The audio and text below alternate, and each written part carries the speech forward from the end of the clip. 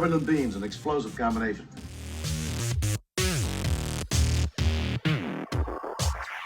I hate to admit it to you guys, but I'm 39 years old and I've never watched any of the Star Trek movies. You see, my brother is 6 years older than I am, so when we were kids, he would come into the living room, kick my ass, take the remote control, and change it to Sci-Fi Channel. Philadelphia, right? Yeah, my ass. And I would, of course, run to my room and pout. I hated science fiction my whole childhood. I liked Star Wars, but that was kind of mandatory being a child born in the 80s. You had to like Star Wars. It wasn't until the last 10 years or so ago that I started getting into science fiction. I realized sci-fi is a lot more than just aliens in space. Sci-fi is a clandestine storytelling of complex social and political issues, but told with extraterrestrial beings, so mass audiences won't be offended. Sci-fi is a great use of story narrative and a genre I've come to love. And although I've watched many sci-fi movies over the last decade, I still have yet to tackle the elusive white whale that is Star Trek.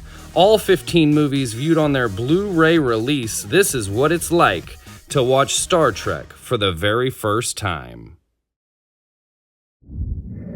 A murder mystery involving a conspiracy, an assassination attempt, backstabbing, and intrigue. The sixth film of the Star Trek series takes another left turn on its way out. The last film to cast all of the original members, this film is a very fitting exit for the original cast and a wonderful send-off, concluding 25 years. A movie dedicated to the creator of the original Star Trek television series and the entire Star Trek universe, Mr. Gene Roddenberry. Gene Roddenberry passed shortly after the completion of this movie, but he was able to watch it before his passing. By far the most theatric of the original 6 movies, this film was released in 1991 and directed by Nicholas Meyer. This is a film about racism, prejudice, and a look at perspective, how you see things. It is a film, again, depicting the ideologies of capitalism versus communism, or democracy versus totalitarianism, and it carries a tremendous weight to the overall story. A film depicting the real-life struggles of diplomacy, this is a message to global politics that still has yet to be realized 35 years later. Not watching the original television series before enjoying these movies, it seems to me that our beloved cast of protagonists are not necessarily the best Federation soldiers, nor are they even the best people. Captain Kirk wishing genocide on the entire race of Klingon people felt inorganic. However, his delivery of the line, "Let them die," was bone-chilling. Captain Sulu lying to the Federation about his knowledge of the whereabouts of the USS Enterprise felt like these characters are just in it for themselves and do whatever it takes, however often for the right reasons. Regarded by many as the best film in the original 6, I can understand where they're coming from. It is a damn good movie. Although not my favorite of the original 6, I would definitely say it's second or third place. It is a really, really good film. In a few days, I will be doing a rankings video and comparison of all 6 original films, so make sure and hit subscribe to the channel so you can check that out. I gained a lot of respect and admiration for Kim Cattrall in this movie. I think she delivered a fantastic performance, and the absolute same can be said for Christopher Plummer. His portrayal of General Chang was phenomenal. The film also has Kurtwood Smith and a quick cameo of a young Christian Slater. And once again, they did it to me. They put in some hot-ass alien that I really hope to see in my dreams soon. Martia was sexy as hell. I mean, the one form of Martia. She's a shapeshifter in the movie. But the eyes, just the whole look really did it for me. Obviously, when she was that form. The little girl and the creepy monster, not so much.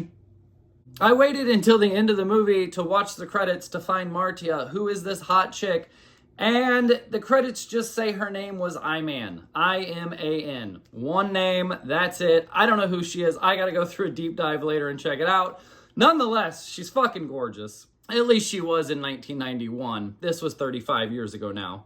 But let's talk about the movie. Most of the set design looked incredible. The courtroom for the trial with the long ceiling looked absolutely gorgeous. The dining room where they have their dinner, their political dinner together, looked really cool. The blue food looked cool. Like, it was a very good aesthetics. It looked like a very cool room. Even the quarters for Kirk and Spock looked very appropriate for their characters. They were very good set designs.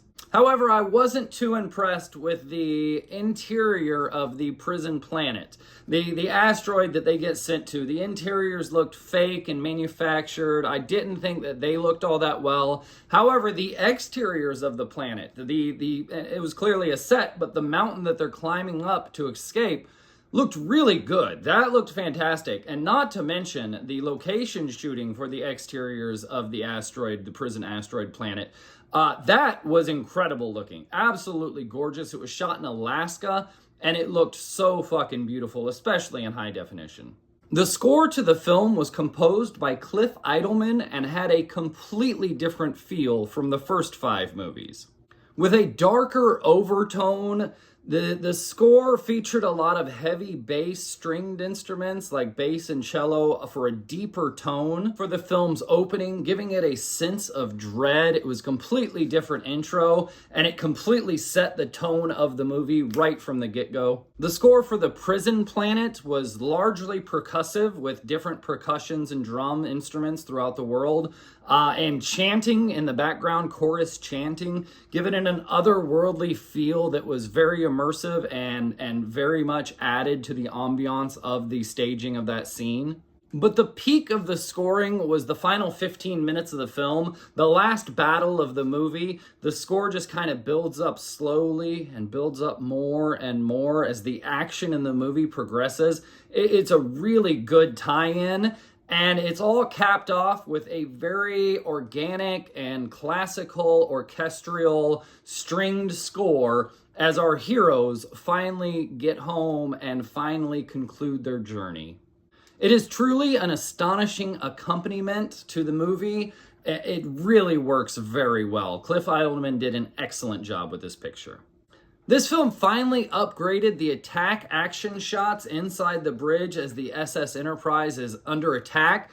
The first few films was kind of just the cast bouncing around in their chairs, where this one was like they moved the sets and threw the cast around like ragdolls, and explosions looked much better. It really added a sense of panic to the crew, which was captured and related to the audience. It was really upgraded the action shots.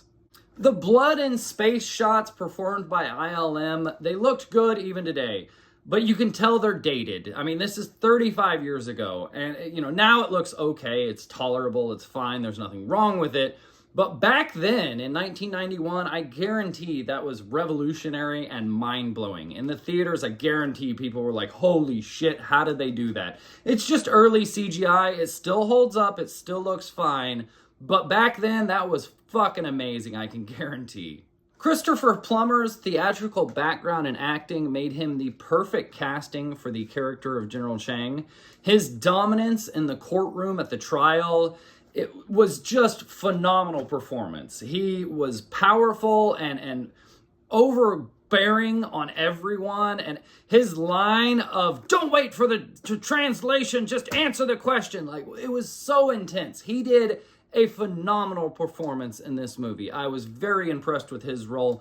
And again, I was very impressed with Kim Cattrall. But Christopher Plummer fucking blew this one away. He is a great villain in this movie. Of course, there was a lot of very good dialogue throughout this film, and my boys got in a few lines in this movie that I highly enjoyed. Bones particularly. After Kirk makes out with the sexy alien and he says, "What is it with you anyway?" I loved that, and Kirk's reply was fantastic as well. You still think we're finished? It's good dialogue, very well written, and very well acted. When they say, "I'm sure Kirk is planning his escape," and then smash cut to him fighting a giant monster, great cut, great editing. It's a very well written series of movies. I highly enjoyed the dialogue in these films. When Kirk gets beamed up to the Enterprise coming off of the prison planet, right before they told him the entire plot, and he gets up there, he's like, "Wow, damn it, you couldn't have waited 2 more seconds?" Bones looks at him and he goes, "You want to go back?" Like, fucking loved it. Bones is awesome. I really wish they would have done more. I watched in the special features that he passed in 1999, so obviously he's done with the series. However, they did show a clip of him dressed in old makeup and everything for I think it was The Next Generation or one of the other series. So there is something to look forward there. And there's a retrospective on the special features about his entire acting career. He acted for 60 years. He was really a Western actor. And seeing him in this, I now know him from this. I can't wait to go back and watch some of the old Westerns with him in it and like picture and go, "Oh yeah, that's him. That's Bones." Spock pulled off 2 great lines in this film. One saying, "I've been dead before." Fucking classic. Love it. Good callback. And his other line of, "If I were human, I'd tell them to go to hell," after being told that the USS Enterprise is going to be decommissioned. Love it. That's "if I were human, I'd tell him to go to hell." I love it. He finally learned how to use some curse words. Love this movie. It was absolutely enjoyable. So much better than 5. It's kind of disappointing that this was the last one. However, it was definitely set up to be a good send-off. This cast and crew did 25 years of the television show and these 6 movies. I can understand they're probably all old and tired and just done with it, you know? It's a good capper. It's a good send-off for the original cast, and I highly enjoyed the film. Again, I don't think it's my favorite of the first 6. Come back. We'll do a video. I'm going to talk about all 6 of them and talk about my favorite. But this is a very, very good film. Highly enjoyed it. It seems like all the comments tell me that this is their favorite. It's not mine, but I understand why. This is probably the best movie all around. Number 4 was a great comedy movie, but this is a great movie all around. So I understand that sentiment. That makes complete sense to me. Come back. We will do a review of all 6 movies. That's my opinion of the first 6 Star Trek movies. Thank you very much for watching the channel and all the support that you guys have given me. We're going to get into the next set of Star Wars films here shortly. I'll probably take a little bit of a break and probably wander down this rabbit hole a little bit further from the original cast. I did find 3 DVDs in my stacks of random loose DVDs that I've procured over the years that I have 6 episodes of the original series, and I'm debating on watching those. Please leave a comment below. Do I need to watch that series S1, E1 all the way through to get the whole backstory, or can I pick up? Like most 60s shows, they didn't expect you to do that. So it's not like you need to watch all the backstory. So I'm thinking I can watch these 6 episodes, maybe do a video about those 6 episodes. Please leave a comment below. Let me know if that's something you would like, and let me know if that's something I should do, or if I should just wait and buy the entire series on Blu-ray, because I'm pretty sure that's where this is going. I've highly enjoyed these movies. I'm very much enjoying the lore of the franchise. It's a very interesting universe. I wish I would have found this earlier in my life. However, like, that's the way the universe is. You find things when you need to find them. So this has been a fantastic time. I've enjoyed it immensely. Thank you very much for your support. Thank you for watching. Please like, share, and subscribe, and we will see you next time.